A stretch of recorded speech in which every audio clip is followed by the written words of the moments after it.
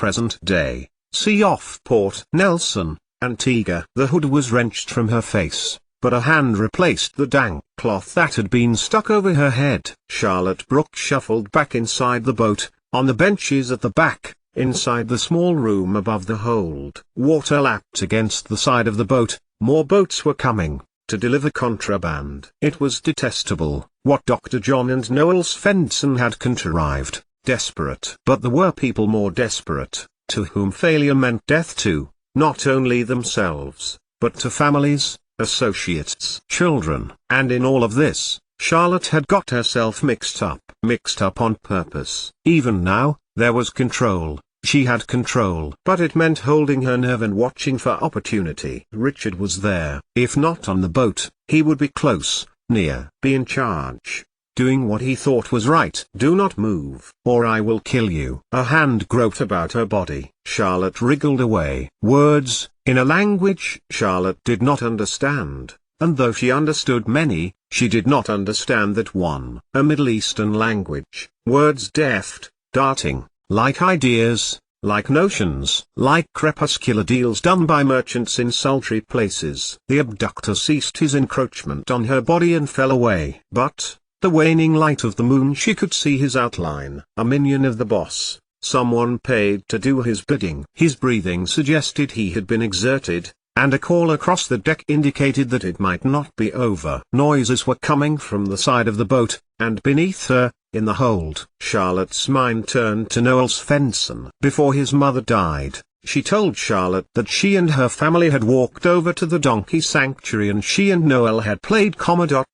for hours. Charlotte remembered playing, running wild around the farmhouse, hiding in the caravan that was used for preparing the vegetable dinners that the donkeys ate, climbing up a tree, and Noel helping her down. She had had feelings for him. Once he had come across to Rose Cottage to ask her to the summer fair. Now, after what he had done to her, after the beatings, the abuse, but she had taken on Thesa Broken Bar assignment, a broken bar willingly. How could she not have? It was her gig, after all. She was trusted. Only she could do it. But still, he had scared her, and she had given in to her fear. Not because had hit her. Those times when he lost his temper had been horrible. But Richard, if he could be at all harmed, she could never live with herself. She loved him. How could she not? She had loved him forever. A shout came from around her. That was it. More cargo. Thumps and bumps around her made her stomach lurch. It was what she had agreed to,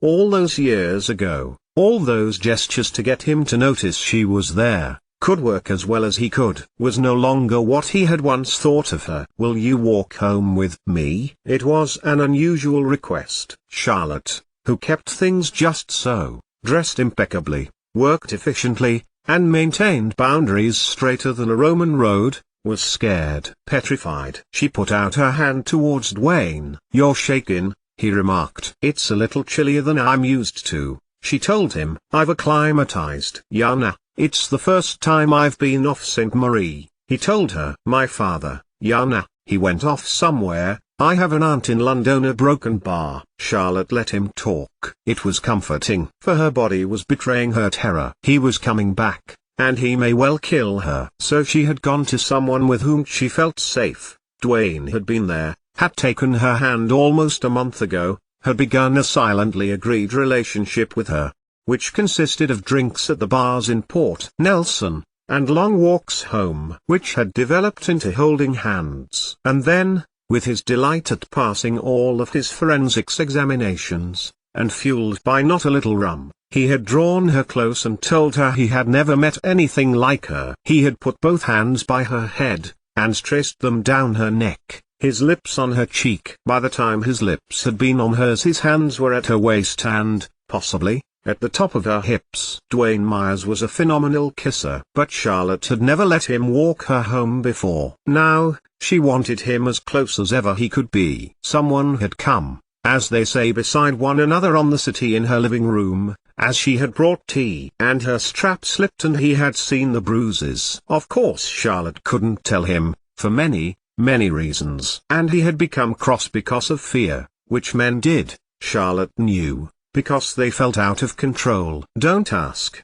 please don't ask, Charlotte had said, and had taken his hand and put her hand to his face, feeling the warmth of his body beside hers. She had been the one to undo his shirt, but, after that, it was anyone's guess. Dwayne Myers had been beside her in the morning and must have seen all her bruises. He had not been her first. But, that night, feeling as she did, it was as if he had been, all-consuming, world-dissolving. One slip, on the night before he left to go back to St. Marie. But there could be no consequence to it. She did not see him leave, but heard the door go. She would have to go back to St. Marie in a week or so's time in order to deliver the instrumentation he needed. By then, there would be no turning back and she would just have to brazen it out. Why then did her heart feel so sore? It was merely a trinket, Charlotte knew.